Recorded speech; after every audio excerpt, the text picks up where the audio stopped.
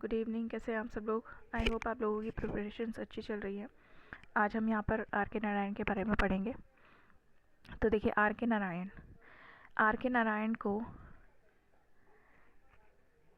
नारायण को big three में से एक माना जाता है। इंडियन इंग्लिश लिटरेचर में बिग थ्री की कैटेगरी में आते हैं are K Narayan, Mulk Raj Anand and राजा राव। ये तीन राइटर्स जो हैं आपके बिग थ्री की कैटेगरी में आते हैं, जिन्होंने 1930s में जो है फिक्शंस में अपना बड़ा ही मेजर कंट्रीब्यूशन दिया है इंग्लिश लिटरेचर में। इन्होंने जो है फेमस नॉवेल्स एंड स्टोरीज़ लिखी हैं। इनका जन्म हुआ था 10th ऑफ अक्टूबर 1906 में 10 अक्टूबर 1906 में south Indian village Madras, Chennai में। इनकी डेथ हुई थी 13 ऑफ मई 2001, चेन्नई, तमिलनाडु में। इनका फुल नेम है, आर के नारायण का फुल नेम है राशिपुरम कृष्णा स्वामी नारायण स्वामी अय्यर। इनकी ग्रैंड मदर जो थी, यानी कि इनकी जो मैटरनल ग्रैंड मदर थी, ये उन्हीं के पास रहे थे, जो इन्हें प्यार से निक नेम इनके कुंजप्पा कहकर बुलाती थी। He is also known for the creation of a fictional town Malgudi. इनकी जो नॉवेल्स हैं वो एक फिक्शनल टाउन मालगुडी में सेट, यानी कि इनकी जो नॉवेल्स की सेटिंग है वो एक फिक्शनल टाउन मालगुडी में रखी गई है। जैसे इंग्लिश लिटरेचर में अगर हम बात करें ब्रिटिश राइटर में, तो ब्रिटिश राइटर में थॉमस हार्डी हमारे एक ऐसे नॉवलिस्ट हैं जिनकी नॉवेल्स उनकी एक फिक्शनल रीजन उन्होंने क्रिएट किया था, जिसका नाम था वेसेक्स। तो वैसे ही यहाँ पर इन्होंने फिक्शनल टाउन क्रिएट किया है मालगुडी। वो वेसेक्स नॉवलिस्ट के तौर पर जाने जाते थे थॉमस हार्डी, और यहाँ पर ये अपने फिक्शनल टाउन मालगुडी के लिए जाने जाते हैं। इन्होंने मास्टर्स इन इंग्लिश किया था, मास्टर्स इन आर्ट्स किया था इंग्लिश सब्जेक्ट से, महाराजा कॉलेज मैसूर से। इनकी ग्राहम ग्रीन से दोस्ती हुई and he became the mentor of R K Narayan. Graham green जो है वो आर के नारायण के मेंटोर बने थे, इन्होंने ही आर के नारायण को अपनी नॉवेल्स वगैरह लिखने के लिए मोटिवेट किया था। फिर इनकी मैरिज हुई थी 1934 में विद राजम नाम की एक लड़की से इनकी शादी हुई थी, जिसकी डेथ हो गई थी 1939 में ड्यू टू टाइफाइड की वजह से राजम की डेथ हो गई थी। लगभग 4 या 5 साल के अंदर राजम में, यानी कि इनकी जो वाइफ थी उसकी डेथ हो गई थी, और इनकी लव मैरिज थी। They had a daughter named Hema Narayan. इनकी एक बेटी थी जिसका नाम था हेमा नारायण इनकी बेटी का नाम है। He started his career as a teacher and later switched to writing. इन्होंने अपने करियर की शुरुआत करी थी टीचर के तौर पर, यानी कि स्टार्टिंग में अपना मास्टर्स इन इंग्लिश करने के बाद इन्होंने टीचिंग करी थी। कुछ समय तक इन्होंने स्कूल्स वगैरह में पढ़ाया था, और फिर उसके बाद धीरे धीरे इन्होंने अपना जो करियर है वो राइटिंग की तरफ स्विच किया। इनकी मेजर बुक्स हम देख लेते हैं यहाँ पर। इनकी जो इम्पॉर्टेंट बुक्स हैं, आर के नारायण की इम्पॉर्टेंट बुक्स हैं यहाँ पर, books written by R K Narayan. इसमें हम नॉवेल्स के बारे में देखेंगे। तो देखिए, आर के नारायण ने एक ट्रिलॉजी लिखी है, बड़ी ही पॉपुलर है। जिस ट्रिलॉजी यानी कि देयर आर 3 बुक्स। तो इनकी ट्रिलॉजी के अंडर में आती हैं स्वामी एंड फ्रेंड्स, जो कि 1935 में पब्लिश हुई थी। दूसरी है इनकी ट्रिलॉजी का part the bachelor of arts, जो कि 1937 में आई थी। तीसरी है इसमें द इंग्लिश टीचर, जो कि आई थी 1945 में। So these 3 novels are the part of trilogy of R K Narayan, और ये इनकी ऑटोबायोग्राफिकल नॉवल है। कौन सी? यहाँ पर द इंग्लिश टीचर जो है, this is an autobiographical novel of R K Narayan. R K Narayan की ऑटोबायोग्राफिकल नॉवल का टाइटल है द इंग्लिश टीचर, ओके, जो कि पब्लिश हुई थी 1945 में। इसके अलावा apart from these 3 books the trilogy, इसके अलावा इनकी जो नॉवेल्स हैं the dark room, mister Sampath, the financial expert, waiting for the Mahatma, the guide, the man eaters of Malgudi, the vendors of sweet, देखिए, द डार्क रूम पब्लिश हुई थी 1938 में, mister Sampat publish हुई थी 1949 में, the financial expert was appeared in 1952, waiting for the Mahatma was appeared in 1955, the guide it was publish in 1958, the man eaters of Malgudi it was publish in 1961, the vendor of sweets it was appeared in 1967, the painter of science was appeared in 1976. Tiger for Malgudi. A Tiger for Malgudi is a very popular novel by R.K. Narayan, which was published in 1983. Then Talkative Man, 1986. The World of Nagaraj, 1990. And Grandmother's Tale, it was appeared in 1992, जिसमें are K Narayan ने अपना और अपनी grand mother का relationship बताया है। इनकी grand mother इनसे बहुत ज़्यादा प्यार करती थी, as every grandmother does. फिर कुछ शॉर्ट स्टोरी कलेक्शन है आर के नारायण के द्वारा लिखे हुए। इसमें है the very popular collection of short story written by R K Narayan is Malgudi Days. Malgudi Days जो है इनका कलेक्शन आया था 1943 में, 1943 में ये कलेक्शन आया था। दूसरा है इनकी ये स्टोरी है, शॉर्ट स्टोरी है, ये मालगुडी डेज़ में भी पब्लिश हुई थी, मतलब ये जो स्टोरी थी वो मालगुडी डेज़ कलेक्शन में भी आई थी। एंड इसके अलावा सेपरेटली ये पब्लिश हुई थी 1947 में, an astrologer's day. An astrologer's day is a famous poem under the collection of Malgudi days. उसके अलावा इनका कलेक्शन है a horse and two goats and other stories, 1917 में पब्लिश हुई थी। Under the banyan tree and other stories it was publish in 1985।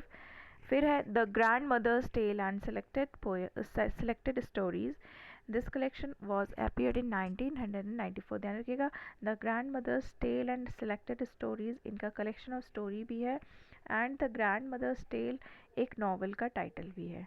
Okay, so in this one then next देखते हैं। इनकी कुछ बुक्स थी जिनको फिल्म के लिए अडाप्ट किया गया था, इनकी फिल्म अडाप्शन के लिए ली गई थी, जिनमें थी the guide, Malgudi days, vendor of sweets, mister Sampath, Swami and friends and the financial expert. इनको इन सारी बुक्स को फिल्म एंड टेलीविज़न के लिए अडाप्शन में लिया गया था, यानी कि इन पर फिल्म और टीवी सीरियल्स बने हुए हैं। फिर उसके बाद आता है नेक्स्ट हमारा इनकी कुछ पॉपुलर नॉवेल्स हैं जिसको हम थोड़ा सा डिटेल में डिस्कस करेंगे। जैसे इनकी नॉवल है Swami and Friends. Swami and Friends is a very popular novel written by R K Narayan. Swami and Friends was published in 1935, 1935 में ये नॉवल पब्लिश हुई थी। This is a debut novel of R K Narayan.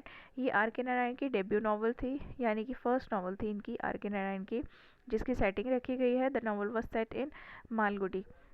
Malgudi जो कि मैंने आपको बताया इनका फिक्शनल टाउन है, फिक्शनल रीजन है जो इन्होंने अपनी नॉवेल्स में सेट किया है, जहाँ पर इनकी सेटिंग रखी गई है।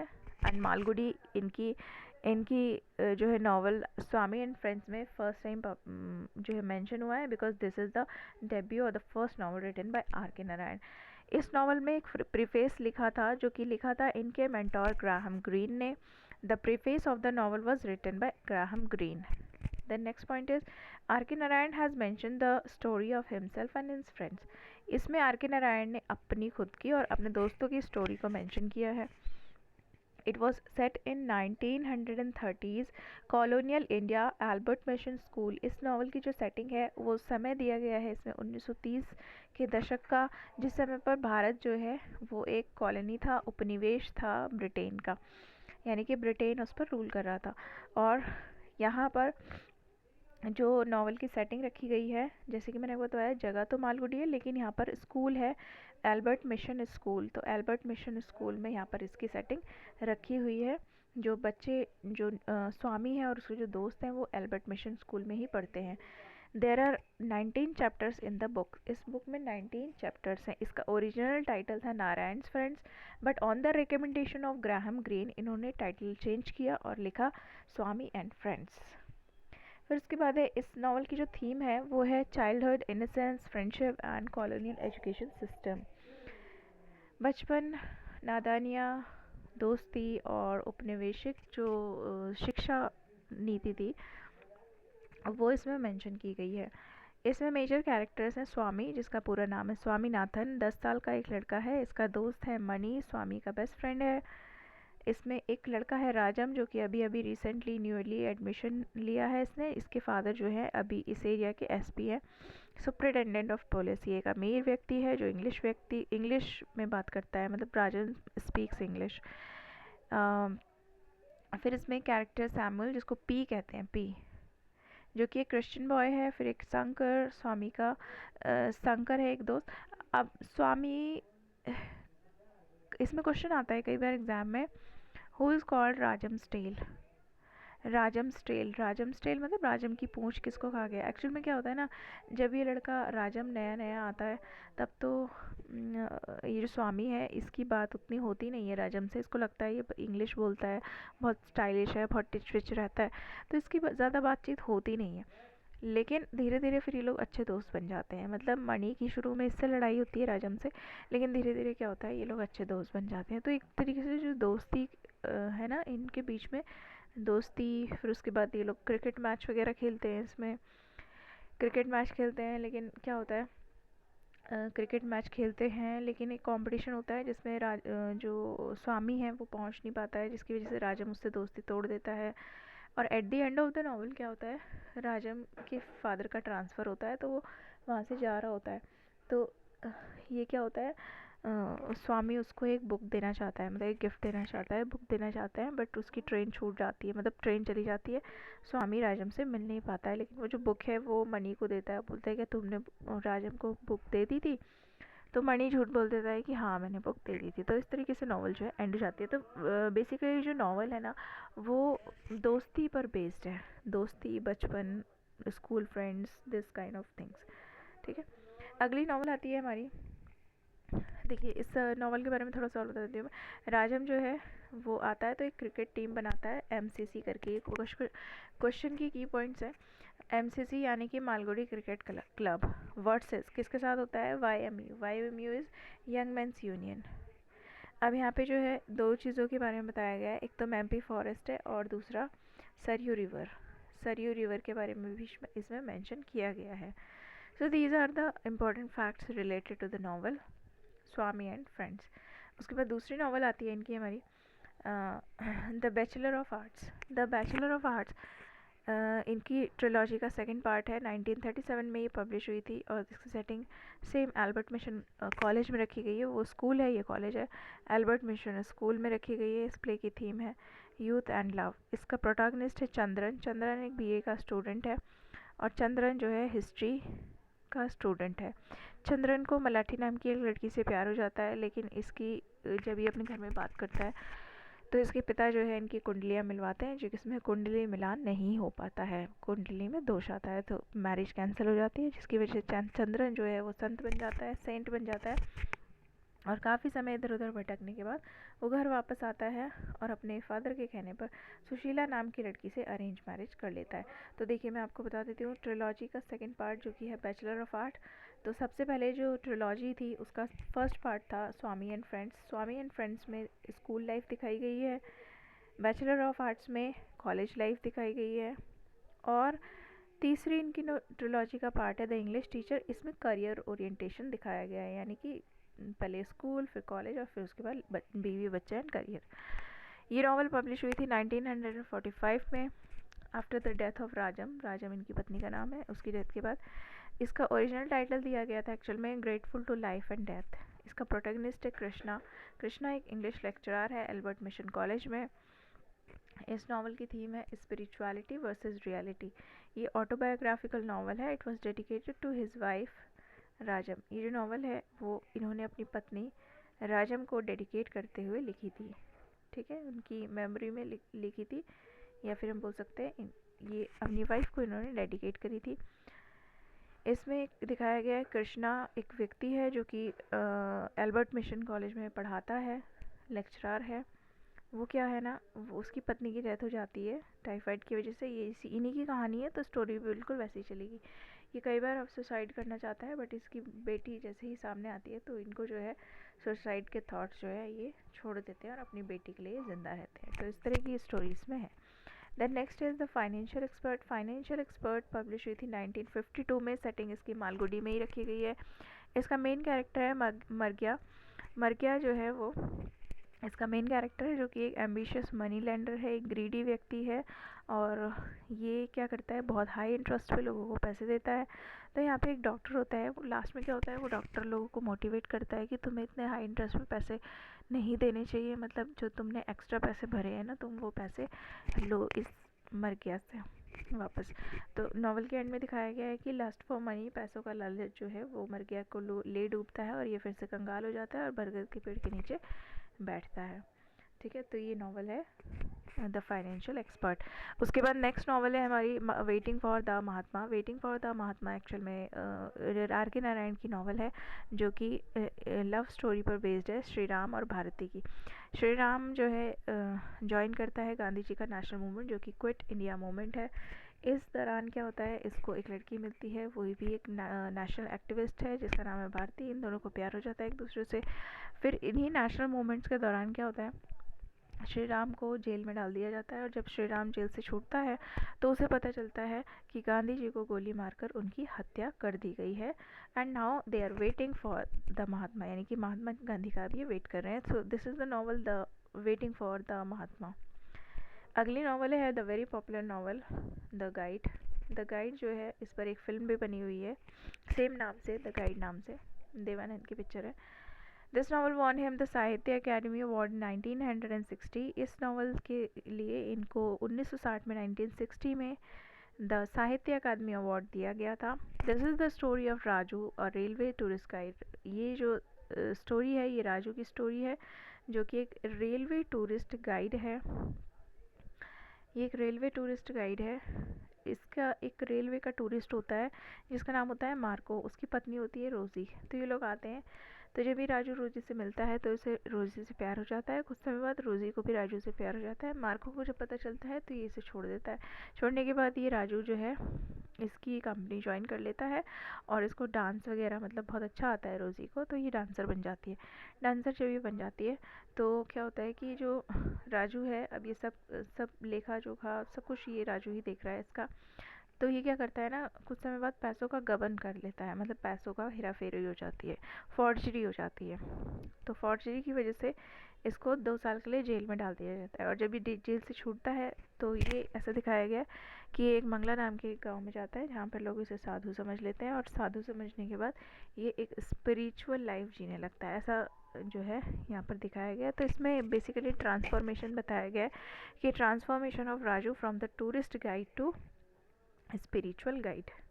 टूरिस्ट गाइड से ये स्पिरिचुअल गाइड में ट्रांसफॉर्म हो जाता है। So this is the story of the guide. उसके बाद है the man eaters of Malgudi. The man eaters of Malgudi is the story of Vasu. Vasu नाम के एक व्यक्ति की स्टोरी है ये, जो कि एक टैक्सीडर्मिस्ट है। टैक्सीडर्मिस्ट क्या करते हैं, a person who preserve the skin of और द फ्लैश ऑफ एनिमल्स। ये क्या करते हैं टैक्सीडर्मिस्ट, ये जो एनिमल्स होते हैं उनकी स्किन को प्रिजर्व करके रखते हैं। जैसे आपने देखा होगा शेर की खाल, या फिर चीते की खाल, हाथी की खाल, हिरन की खाल, ये लोग क्या करते हैं, प्रिजर्व करते हैं। तो ये जो वासु है ना, ये इस नावल का विलन है, और इस नावल का ये विलन है। और ये क्या करता है ना, ये यहाँ पर एक व्यक्ति है नटराज, जिसको द प्रिंटर भी कहा गया है, नटराज द प्रिंटर, क्योंकि ये जो है इसकी एक प्रिंटिंग प्रेस, मतलब छोटा सा प्रिंटिंग प्रेस चलाता है। तो ये जो है ये भी बड़ा परेशान हो जाता है इससे। ये जो वासु है इससे बड़ा परेशान हो जाता है।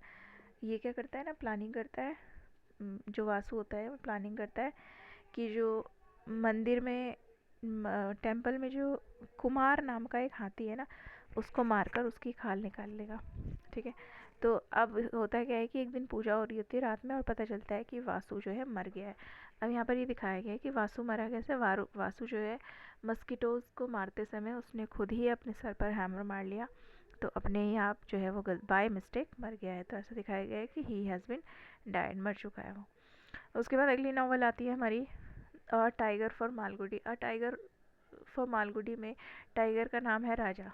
राजा एक बड़ा ही मतलब अच्छा टाइगर है, जो कि जंगल में आराम से अपनी टाइग्रेस और अपने कब्स के साथ रह रहा है। कब्स यानी कि शेर के बच्चे को कब बोलते हैं, उनके साथ रह रहा है। तो क्या करते हैं, एक दिन हंटर्स इसकी पत्नी यानी कि टाइग्रेस को और कब्स को मार देते हैं और इस बेचारे को जो है बंदी बना के ले जा लिया जाता है। सर्कस में इसको ट्रेनिंग दी जाती है, सर्कस के लिए ट्रेनिंग दी जाती है इसको, और मतलब लोगों को ह्यूमिलिएट करना सिखाया जाता है, मतलब एक तरीके से नेगेटिव चीज़ें सिखाते हैं इसको। एक दिन क्या होता है कि फ़िल्म शूटिंग के दौरान ये टाइगर, राजा टाइगर वहाँ से भाग जाता है और भागने के बाद फिर जब इसको पकड़ा जाता है तो इसको ज़ू में डाल दिया जाता है और वहाँ पर इसको बहुत अच्छे से बहुत ही ह्यूमैनिटी के साथ ट्रीट किया जाता है। तो एक्शन में बताया गया है कि जो टाइगर का रिलेशनशिप है ह्यूमन के साथ वो कैसा है, ये बताया गया है इस नावल में। उसके बाद अगली नावल आती है हमारी ग्रैंड मदर्स टेल, जो कि एक फिक्शन होने के साथ साथ मोस्टली इसमें बायोग्राफिकल एलिमेंट्स है। तो बेसिकली ये नॉन फिक्शन एलिमेंट्स भी शो करती है। ग्रैंड मदर का रिलेशन एक अपने पोते के साथ किस तरीके का था वो उसमें बताया गया। आर के नारायण की स्टोरी है ये ग्रैंड मदर और उसके रिलेशन की। उसके बाद नेक्स्ट है हमारा the dark room. The dark room basically, dark room refer करता है किचन को। ये जो नावल है वो एक नॉर्वेन प्लेराइट इब्सन्स की एक बुक थी, अ डॉल्स हाउस, उससे इंस्पायर्ड होकर इन्होंने लिखी थी। ये जो नावल है द डार्क रूम, इस नावल में जो मेन कैरेक्टर है वो है सावित्री। सावित्री का पति है रमानी। सावित्री और रमानी के 3 बच्चे हैं, ठीक है। अब देखिए होता क्या है, सावित्री जो है एक बड़ी ही सीधी सादी, अपनी पति के जो भी बोलता है वो करती है और अपने पति के सब अत्याचार वो सहती है। इसको पता चलता है सावित्री को कि इसका अफेयर चल रहा है, रमानी का अफेयर चल रहा है उसकी एक सेक्रेटरी के साथ। तो यहाँ पे वो जब पता चलता है उसे तो बहुत दुखी होती है, परेशान होती है और अपने पति को समझाती है। बट उसका पति बोलता है कि देखो तुम्हें रहना है नहीं रहना है वो तुम्हारी मर्जी, बट मैं अब तुम्हें पता चल ही गया है तो मैं ये सब चीज़ें नहीं छोड़ूंगा, इस तरीके से वो बोल देता है। तो अब सावित्री दुखी होकर सुसाइड करने चली जाती है, नदी में कूद जाती है। जब नदी में कूद जाती है तो इसको एक मणि नाम का एक व्यक्ति क्या करता है, बचा लेता है। बचा लेता है तो फिर ये क्या करती है, कुछ मतलब मंदिर में केयर टेकर का काम करने लगती है। लेकिन इसका मन नहीं लगता है, इसका मन अपने बच्चों के भी तरफ जाता है, मतलब इसका जो ध्यान है ना वो अपने बच्चों की तरफ जाता है कि पता नहीं मेरे बच्चे कैसे होंगे, या इस तरीके से सोचती रहती है। तो ये क्या होता है, फिर ये वापस अपने घर चली जाती है अपने पति और बच्चों के पास। और इसमें बेसिकली ये दिखाया गया है कि एक लेडी को, एक औरत को फाइनली क्या होता है, अपनी लाइफ के साथ कॉम्प्रोमाइज़ करना पड़ता है सिर्फ अपने बच्चों के लिए, ठीक है। तो she finally has to go back home and compromise with her life. इसको अपनी लाइफ के साथ कॉम्प्रोमाइज़ करना पड़ता है। So this is the novel the dark room. अब यहाँ पे कुछ इंपॉर्टेंट क्वेश्चंस हैं जो if you know the answer तो आप लोग कमेंट बॉक्स में ज़रूर आंसर कर दीजिएगा। The first question is, in the novel the Guide Raju falls in love with dash. Raju को किससे प्यार हो जाता है? Which of Narayan's novel has been filmed and awarded him Padma Bhushan in 1964? कौन सी नावल थी, कौन सी बुक थी जिसके लिए इन्हें, जिस पर पिक्चर भी बनी और इन्हें अवार्ड दिया गया था पद्म भूषण 1964 में? Narayan's wife died of, Narayan की पत्नी, आर के नारायण की पत्नी की डेथ कैसे हुई थी? Waiting for the Mahatma narrates the story of, Waiting for the Mahatma किसकी स्टोरी के बारे में बताते हैं? फिर है write the name of the collection of autobiographical essays by R K Narayan. R K Narayan के ऑटोबायोग्राफिकल एसेज का कलेक्शन का टाइटल क्या है वो आपको बताना है। फिर उसके बाद है my days is a dash by R K Narayan. R K Narayan ने एक बुक लिखी जिसका टाइटल था माई डेज, लेकिन ये माई डेज किस कैटेगरी में आता है, इसका जनर आपको बताना है क्या है ये। ओके, कुछ वोकेबलरी क्वेश्चन है, जैसे सिनोनिम का क्वेश्चन है यूरिडाइट। यूरिडाइट का सिनोनिम क्या होगा, मीनिंग क्या होगा? एंटोनिम है इम्प्रोवाइज, इम्प्रोवाइज का ऑपोजिट क्या होगा, इंक्लूडिंग मीनिंग, मीनिंग भी आपको बताना है। फिर इसमें एक ईडियम है spill the beans. Spill the beans का मतलब आपको बताना है, स्पिल द बीन्स का मतलब क्या होता है। फिर एक वन वर्ड सब्सटीट्यूशन का क्वेश्चन है इसमें, जिसमें है one who leaves his country for the one who leaves his country to settle in another country. दूसरे देश में सेटल होने के लिए जो अपना देश छोड़ दे उस व्यक्ति को क्या कहते हैं, ये आपको बताना है यहाँ पर। एंड द लास्ट क्वेश्चन जो है हमारा स्पेलिंग टेस्ट से है।